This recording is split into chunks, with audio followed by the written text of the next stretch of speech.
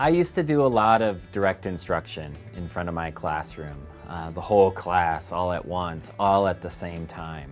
It was comfortable, it was what I knew, but I knew it wasn't best for my students. I started to look at other things like more collaborative and cooperative assignments. I also explored project-based learning. All of these things could be done without technology. But once I got tablets in my classroom, my students were able to take advantage of so many more things. Students could look things up on their own, we could move at different paces, and they could explore things on their own that were connected to the learning. The biggest change for me is how I interact with my students. I feel like I've now shifted some of the responsibility for learning onto the students. With the tablets, I'm able to really individualize my learning. I can identify what they don't know and assign apps to help fill in the gaps. I can provide them with a lot of different options for showing that they really understand a concept. I think one of the biggest obstacles has been my own thinking. I associated technology in the classroom with research and word processing and PowerPoints and interactive whiteboards, but it's so much more than that.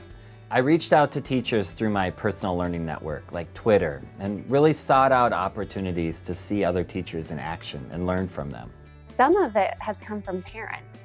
They didn't understand why we were using tablets in the classroom. They thought that students should be on something more traditional like a laptop or desktop in order to prepare them for the real world. I've spent a lot of time sharing what we've been working on in the classroom with parents.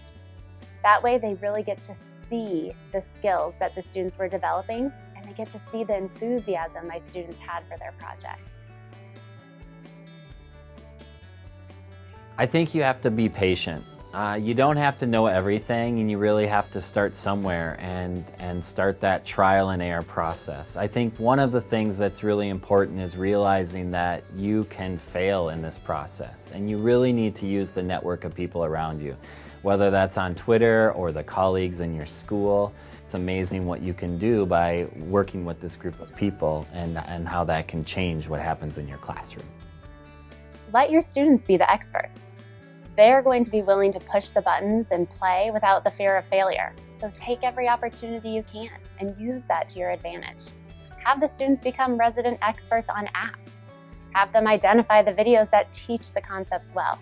And by all means, trust that they will do great things. They will surprise you in the most amazing ways.